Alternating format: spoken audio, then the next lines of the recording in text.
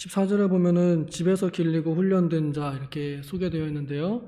여기 나와 있는 그대로 집에서 길리고 훈련된 318 이렇게 말씀의 제목을 지었습니다. 마치 그 특수부대 이름같이 318 특수부대, 특공대 이런 숫자로 저는 보여집니다. 아브라함에게 하나님께서 나타나셔서 너는 복이 될 것이다 라고 말씀하신 대로 아브라함은 부자가 되었습니다. 그의 불행한 일에서도 그는 부자가 되었습니다. 그런데 부자가 되었다고 해서 그의 인생이 이제 다 마무리 진 게 아니라 여전히 그에게는 시험이 남아 있습니다. 부자가 된 다음에도 그 얻은 것들을 어떻게 사용하느냐, 그것을 어떻게 감당하느냐가 여전히 그에게 시험으로 남아 있습니다. 13장에서 우리 지난번에 배웠던 대로 평화를 위해서 나눠지는 그러한 선택을 했고 평화를 추구했고 그리고 또 선택권을 자기 조카에게 먼저 양보하는 그런 관대함을 그렇게 보이면서 이 부자된 사람이 욕심부리지 않는 시험을 이기게 되었습니다. 그래서 하나님께서는 바라보고 걸어가는 땅 다 주겠다 그렇게 약속을 하셨는데요. 오늘은 아브라함이 그 말씀에 진짜로 끌려서 진짜로 그가 얻어야 할 땅을 걸어가는 것을 보게 됩니다. 하나님께서 아브라함에게 약속하셨지만 또한 아브라함이 어떻게 육신적으로 그것들을 감당하고 또 운영했는지 보여줍니다. 아브라함은 오늘 여기 14장에서 두 가지 전쟁을 합니다. 하나는 육신적인 전쟁을 하고 또 하나는 영적인 전쟁을 합니다. 오늘은 아브라함이 어떻게 육신적으로 전쟁을 잘 치러서 이겼는가, 그리고 내일은 아브라함이 영적으로 어떤 전쟁을 어떻게 이겼는가 그렇게 보려고 합니다. 우리 사람이 살아가고 있는 국제 정세가 어려움에 처할 때가 있습니다. 그래서 전쟁 속에서도 의인들이 고난을 받는 경우가 많이 있죠. 전쟁은 하나님께 속했고 그 속에서 의인들이 의인답게 살아가는 것을 하나님께서 요구하십니다. 전쟁을 합당하게 소중한 것들을 지키기 위해서 싸워내는 것도 의인들에게 요구되는 일입니다. 그래서 아브라함은 피하지 않았고 오히려 소중한 가족을 지키기 위해서 준비했고 싸웠습니다. 끝까지 싸웠습니다. 사실 이 오늘 준비한 말씀 육신적인 이 전쟁을 어떻게 이겼는가 세 가지를 저는 보았는데 하나는 군대를 준비했다는 것이고 또 하나는 관계를 잘 맺었다는 것이고 세 번째는 신념을 가지고 있었다라는 것을 그렇게 발견하였습니다. 아브라함은 어떤 일이든 자신이 힘든 그 상황을 이겨낼 준비를 하고 있음을 여기서 보여줍니다. 아브라함이 했던 일이 목축업이었을 겁니다. 양떼와 소떼가 매우 많았습니다. 또 금도 은도 많았습니다.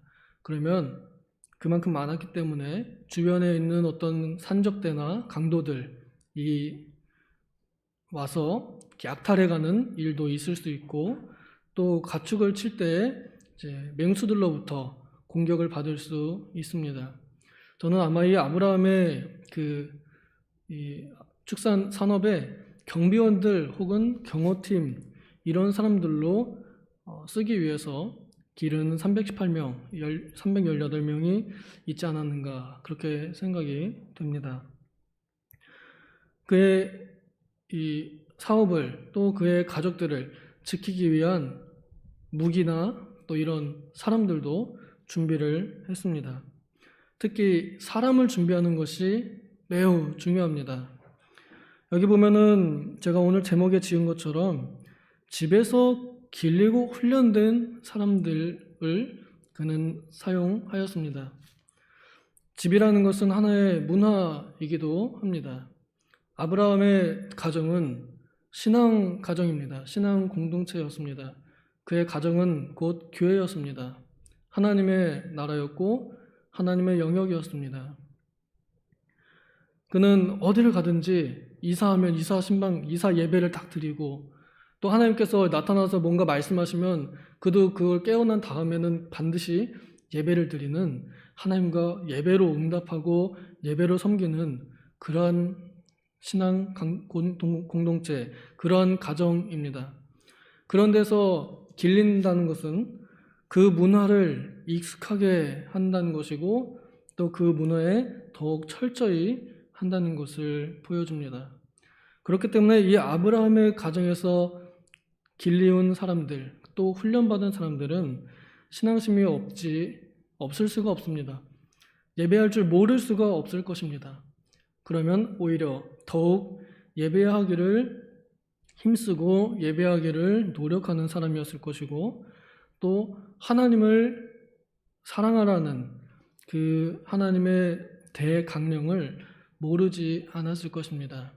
문서화되기 전에도 하나님은 여전히 사랑이셨고, 하나님의 명령은 새초부터 새말까지 하나님을 사랑하고 이웃을 내 몸과 같이 사랑하라 하신 그 명령은 여전히 유효합니다. 그렇게 이 사람들이 길리우면서 어떻게 타인을 내 몸같이 사랑하면서 우리가 예배하는 대상인 하나님을 사랑할 수 있는지를 배우지 않을 수 없었을 것입니다. 그리고 그 사장님 되시는 아브라함 사장님은 직접 자신이 평화를 추구하여서 이웃 회사 사람들하고 싸우지 않도록 갈라서고 또 양보하는 모습을 보였습니다. 친척을 먼저 우선시하는 모습도 보였습니다. 그래서 이 사람들이 잘 준비가 되었습니다. 그리고 관계를 잘 준비를 했습니다. 여기 나오는 아브라함이 살던 그 근처에 세 종족이 있었던 것 같습니다. 여기 보면은 마므레, 에스골, 또 아넬이라고 소개되어 있는 이 세 종족, 혹은 가문의 족장들일지도 모르겠어요. 혹은 왕일지도 모르겠습니다. 이 사람들, 자기 주변에 있는 사람들하고 관계를 잘 맺었습니다. 이 사람들은 믿었다 하는 기록이 없습니다. 그리고 보기에 아마도 불신자였을 것일 확률이 높습니다. 이 사람들은 믿든 안 믿든 간에 그런 것을 구분하지 않고 자기가 살고 있는 그 주변에 자기의 생활 영역권 안에 들어있는 사람들하고 잘 지냈습니다. 불편한 관계가 되지 않도록 그렇게 노력했을 것이고요. 또 불편하지만 않을 뿐 아니라 오히려 편한 관계로 지내도록 노력했을 것이고, 편한 것을 뛰어넘어서 정말로 친근하게, 그래서 목숨을 걸고 함께 싸울 수 있는 사람들로 구워 삶았을 것입니다. 그렇기 때문에 아브라함이 어려운 일 당했을 때 자기들이 같이 연합해서 그 4대 연합국을 싸우러 나갈 정도로 좋은 유대 관계를 유지했다는 것을 성경은 암시하고 있습니다. 또한 가족들과의 관계도 잘 준비하고 또 맺었습니다. 여기 우리가 짧게 어떤 사람이 와서 자기 조카 롯이 끌려갔다, 잡혀갔다는 소식을 이렇게 전하게 되었는데요. 이 연락 한 번은 이것이 그냥 단 한 번이 아니라 계속 주기적으로 연락이 오가고 있었음을 암시합니다. 이때 당시는 전화기가 있는 상태가 아니었잖아요. 근데 방금 끌려간 내용이 바로 들어오려면 계속 이 소식을 전달해주는 그런 것이 있지 않았을까 생각합니다. 아브라함은 조카 롯이 저 먼 땅으로 자기를 떠나서 살고 있는 그곳에서도 어떻게 지내는지 그 연락을 계속 꾸준하게 취했던 것 같습니다. 그래서 가족을 돌보는 그러한 관계를 잘 맺었습니다. 아브라함은 그러한 이 주변 사람들과 가족들을 잘 챙기는, 하나님을 사랑하고 이웃을 사랑하는 모범을 잘 행했습니다. 그리고 신념을 준비 잘했습니다. 그의 집념을 우리가 볼 수 있습니다. 여기 보면은 쫓아가서 찾아왔더라 하는 말씀이 나옵니다.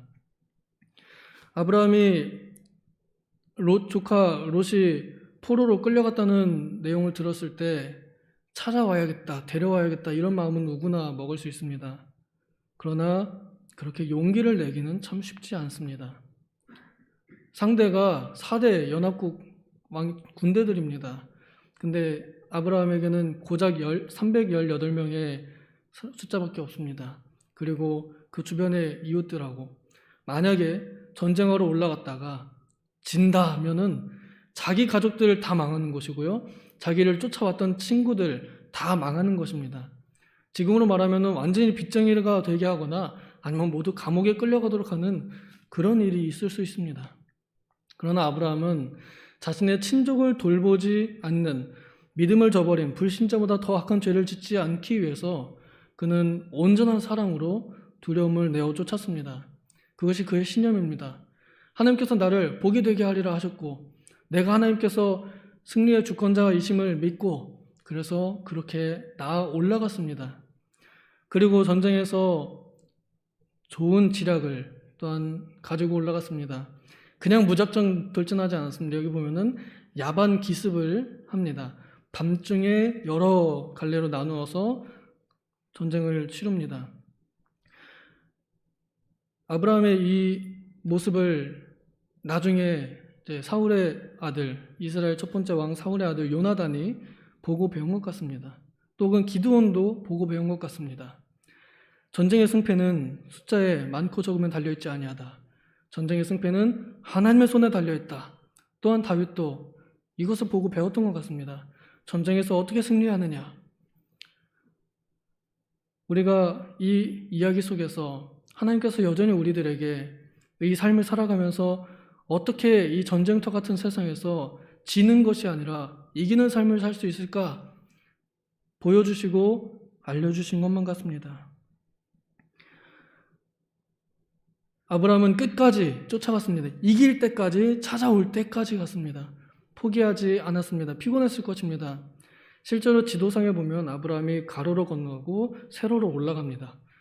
이 길이가 굉장히 깁니다. 정말로 하나님께서 말씀하신 것처럼 가로로 세로로 걸어가라. 그 땅 주겠다 하신 대로 훗날 그 아브라함이 걸어갔던 이 전쟁 이 범위가 이스라엘의 국토가 되었습니다. 아브라함이 끝까지 쫓아가서 자신을 사랑하는 조카 롯을 어려움 속에서 건져옵니다. 그 집념을 가졌습니다. 오늘날 우리 모든 믿는 이들 한 사람도 이 말씀에 예외 없다고 저는 생각합니다.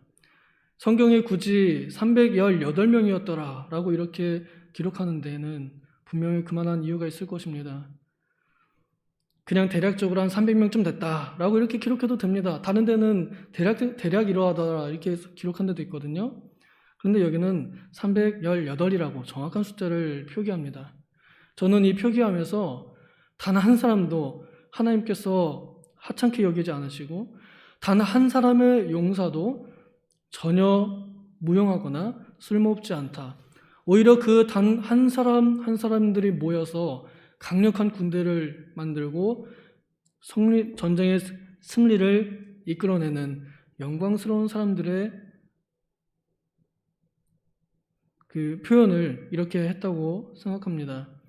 그러므로 오늘날 우리 교회도 그렇고 우리 각 자신들도 그렇고 한 사람을 하찮게 여기거나 혹은 내가 내 자신을 내가 뭘 할 수 있겠어 이런 식으로 우리가 스스로 비관할 수 없습니다. 하나님께서 보시는 그 318명 안에 우리가 들어갈 수 있습니다. 어쩌면 이 사람들은 아브라함이 가자라고 할 때 거절하지 않고 따라갔던 사람들일 수도 있습니다. 그 반대로 같이 전쟁하러 가자 했을 때 사장님 저는 무서워서 못 가겠습니다. 이런 사람들 나고자들도 혹시 있을지 모르겠어요. 그러나 그래도 이 본문이 보기에는 318명 길러가지고 그 사람들이 다 같이 간 것 같습니다.